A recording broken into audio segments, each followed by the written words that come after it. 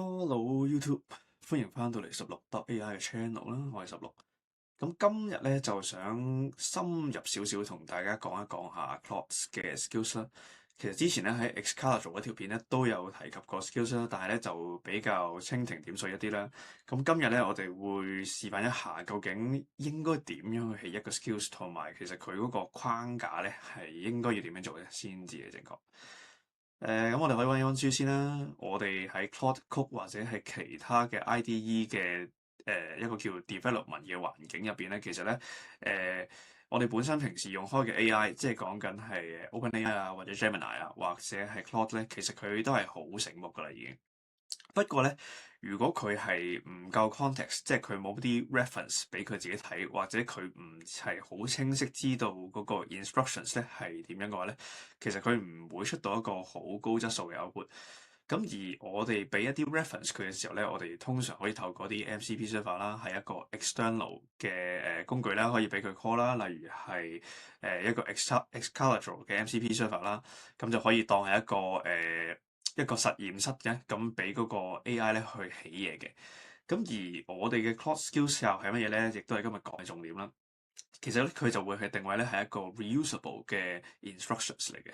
咁即係一個 reusable 嘅 prompt 咧，係會擺喺一個 markdown 嘅 file 入邊啦，然後咧就會store 喺一個 project 嘅 file 入邊。咁當有需要嘅時候咧，Claude 呢個 agent 咧就可以去 reference 翻究竟個 instructions 係點啦，究竟我哋想之前起落係想個 agent 咧幫佢出到一個咩樣嘅 output。啲 steps 係點，咁佢都會跟翻晒咧 skills 去料做嘅。咁而當呢一個 agent 咧佢有 context 嘅時候咧，佢出到嘅 output 咧個質素就會高好多啦。咁而 Anthropic 官方咧，佢哋其實咧係喺 GitHub 嗰度咧有一個 reference 咧，就係叫做一個 skill creator skill。咁呢個 skill 咧其實就係教 Claude 呢個 agent 咧點樣去整一個新嘅 skill。呢篇咧嗰個篇幅有少少長啦，嗱，如果你有興趣嘅話，佢都可以睇晒佢嘅。咁但係咧，我哋咧用一個圖去睇咧，其實係簡單啲啦。其實呢一個 skill creator skill 咧係點樣去運作咧？就係俾一個 user，其實咧佢就好似平時用 ChatGPT 咁啦，就俾一個 prompt 佢，就話俾佢聽咧呢個 skill 咧其實係要做咩嘅。咁然後咧呢一個 skill creator skill 咧就會去幫你寫呢一個 skill 嘅 markdown file，即係幫你去寫呢一個 instructions。咁然後佢咧中間咧佢會做一啲 evaluation 啦，去試一試個 skills 啦，究竟個 performance 係點樣啦，去從而咧去review 同埋咧係一路咁樣去 loop 翻轉頭咧去改進呢一個 skills 嘅 quality 嘅。而呢一個 skills.md 嘅 file 咧，其實上一條片係 Excalibur 嗰條片咧，我都有輕輕帶過啦。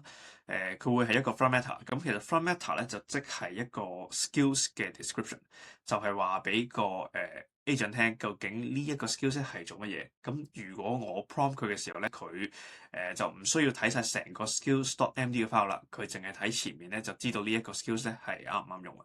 咁然後下邊咧，我哋有 skill body 啦，就係我哋自己某一個 task 嘅 instructions 啦、steps 啦，或者係一啲 output 嘅 reference 去俾佢嘅。咁然後一啲 bundle 咗嘅 resources 啦，我哋可以譬如我哋如果想整一個gentle 或者畫圖嘅 skill 咧，咁我哋可以俾一啲 reference 佢，咁佢咧就會跟翻我哋所俾佢嘅 reference 咧去做翻同一個風格嘅嘢。咁呢一個咧就可以將佢嗰個出嚟嗰個 quality 咧係提高啦，同埋會貼近係我哋腦入邊諗嗰樣嘢多啲嘅。咁而呢個 evaluate 咧，其實作為 user 就唔使特別話太理啦，因為其實喺呢一個 agent 咧去幫你寫呢一個 skills.markdown 嘅 file 入邊嘅時候咧，佢已經會自己去 run 呢一個 loop 噶啦。咁其實佢自己 internal 咧會試下呢個 skill 究竟個 performance 係點啦，有 skills 嘅時候點，冇 skills 嘅時候點，去當中咧去做一啲比較，然後咧去令到你新起嗰個 skills 咧係個質素咧係會高啲嘅。咁其實咧呢個咧有呢一個 skill creator skill 之後咧，就會好過你就咁去 prompt 嗰個Claude 啦，去同佢講話我想點點。咁因為如果你咁做嘅時候咧，其實佢冇呢一個 reference 咧，咁佢出嚟嗰個 skills 嘅 quality 咧都未必會太高嘅。咁跟住落嚟咧，我哋就可以睇下我哋可以點樣做一個 live build 啦，去裝翻呢一個 skill creator skill 啦，同埋可以試下起咗呢一個 skill 之後咧，我哋再用佢嚟去起第二個 skill 嘅。咁如果你係未裝VS Code 嘅話咧，咁就去 Google 咧揾翻 Visual Studio Code 咧就可以噶啦。然後咧，我哋就會喺呢度咧開翻 Claude Code 啦。如果你未裝 Claude Code 嘅話咧，咁喺左邊呢度 Extension 喺上面嗰條 bar 嗰度咧揾 Claude 咧就可以噶啦。然後咧，我哋去開翻一個 file。咁其實咧呢個 file 就當一個 folder 啦，咁就 for 呢一個 project 用嘅。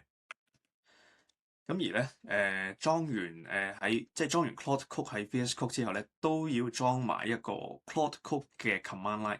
咁因為一陣咧，我哋需要去用到一個叫 Claude 嘅 command 啦。咁如果你冇裝嘅話咧，係會 run 唔到嘅。咁而呢度咧，去翻 Claude Code 嘅 docs 入邊咧，有一個 quick start 啦。我哋可以因應翻你用緊嘅平台啦，係究竟係邊一個咧？係 MacOS Linux 咧，定還是係 Windows 咧？去打翻唔同嘅 command 咧去裝嘅。咁例如係Windows 咁先算啦，你可以 copy 咗之後咧，喺自己嘅 command 入邊咧去裝嘅。咁如果你未有 Git 嘅話咧，就要喺呢度裝翻先。如果唔係咧，你哋呢句咧都好似都係 run 唔到嘅。咁當然咧，喺呢份 doc 入邊咧，佢有好多唔同嘅 steps 嘅。咁但係因為我哋會喺 VS Code 入邊去用呢一個 command 啦，所以其實我哋咧淨係做 step 1咧就可以噶啦。咁而裝完 Claude Code 同埋個 command line 之後咧，我哋可以去呢一個 Claude 嘅 plugins 嗰度啦。咁其實呢一個咧就會係一個官方嘅plugin 嘅 market 啦。咁我哋會喺呢度咧會揾 skill 啦。呢度咧有一個叫做 skill creator 嘅 skill。咁其實就係一個叫官方認證嘅 skill creator 嘅 framework。其實咧就係同呢一個 GitHub 上面嘅 skill creator skill 咧係一樣嘅。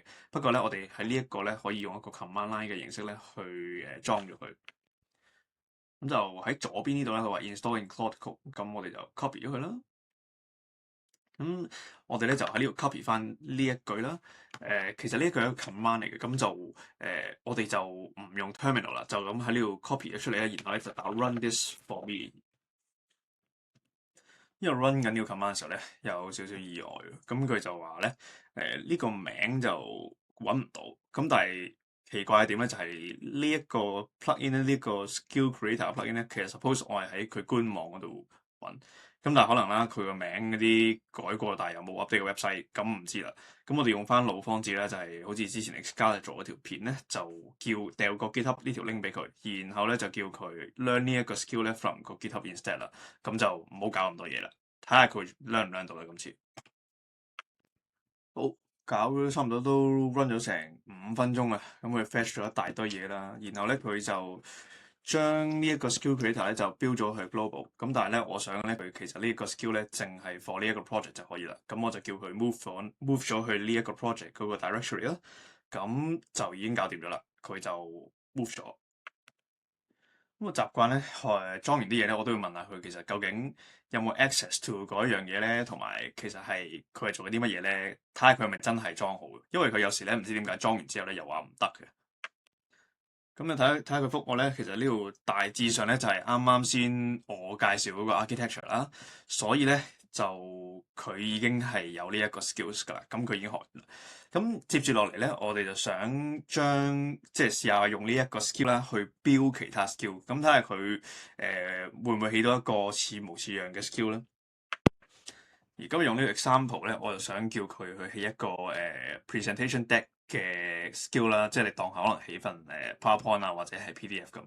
咁我求其咧就喺 ChatGPT 嗰度咧就起一段嘢啦，咁都長 prompt 嚟嘅。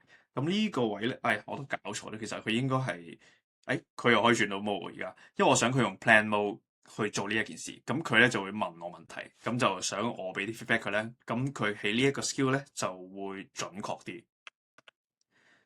佢咧就問我唔 accept 呢一個 plan，但係咧我就覺得呢個 plan 咧好似有啲簡陋喎。佢好似連會 output 一個咩 file 俾我咧，佢都冇講到。咁我咧喺呢個位咧就俾啲 feedback 佢。好，我就話咧究竟佢會 output 一個乜嘢嘅 file type 咧，要話俾我知啦。同埋咧就如果佢需要用到 external tools 咧，都話聲俾我知。咁而家睇下 shoot 落去咧，睇下佢會問我啲咩問題。估唔到咧，我覆完咗之後咧，佢竟然係乜都冇改過咧，就話 OK，咁我唔理啦。而家咧就叫佢係咪都起咗呢一個 skill，我之後再試下睇下佢會出到啲乜嘢俾我。run 咗大約30秒至1分鐘左右咧，佢出咗右邊呢一堆嘢俾我。咁我見佢都幾詳細啦，但我唔特別去睇佢入邊係講乜嘢啦，就咁撳 yes 啦，睇下之後咧，我哋喺再 prompt 佢嘅時候咧，我哋會出到啲乜嘢出嚟啦。佢而家就話個 skill 先係已經起好啦。咁我望一望咧，見到佢咧又將呢一個 skill 咧擺咗去 global。咁我而家咧就又叫佢 move 翻呢個 skill 咧去呢個 project 用咧就夠啦。我又俾佢，我又搞錯咗，因為原來啱啱先喺左邊嗰度咧睇唔到個 skill 喺邊度，但係原來咧係真係已經 move 咗喺呢一個 direction 咧，佢已經係冇錯啦。咁但係 anyway 啦，我哋而家咧就試下prompt 佢，我哋喺 ChatGPT 咧又 generate 咗一個 prompt，叫佢用呢一個 skill 咧去同我起份 deck，睇下佢會出到啲咩啦。佢出咗啲 slide 嘅內容俾我，但係呢個咧其實唔係我想要嘅嘢，我想佢出個 PPT file。咁咧其實咧咁睇咧佢係 understand 唔到我一開始叫佢起呢個 skill 嘅時候咧係想佢點樣。咁而家咧我哋就試下再用 plan mode 同佢講呢一樣嘢咧，睇下佢會唔會去執到個 skill 同埋個 prompt 啦。OK，咁佢而家咧就話會執翻個 PPTX 出嚟，咁我試下撳 yes 睇下佢會講乜先。我同佢講完咧話呢一個 skill 咧應該 output 咗 PPT file 之後咧，佢咧就執咗一大堆 skills。咁其實入邊我都唔知佢詳細係改咗啲咩咧，但係我冇特別睇，我淨係咁撳 yes yes yes 啦。然後咧佢就直接同我再 gen 另一個 PowerPoint 出嚟喎。佢就而家咧佢就話有個 AI automation 嘅 deck PPTX 咧就12個 slide 咧就已經可以 open 啦。咁而家望一望係點樣先？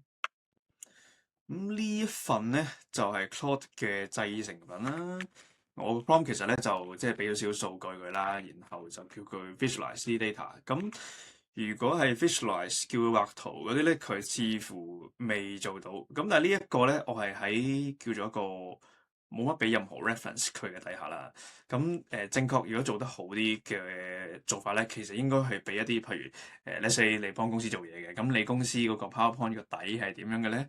平時用開啲咩圖咧？你公司嘅 logo 係點樣？咁呢啲咧全部都可以 as 一個 reference 咧去俾佢參考嘅。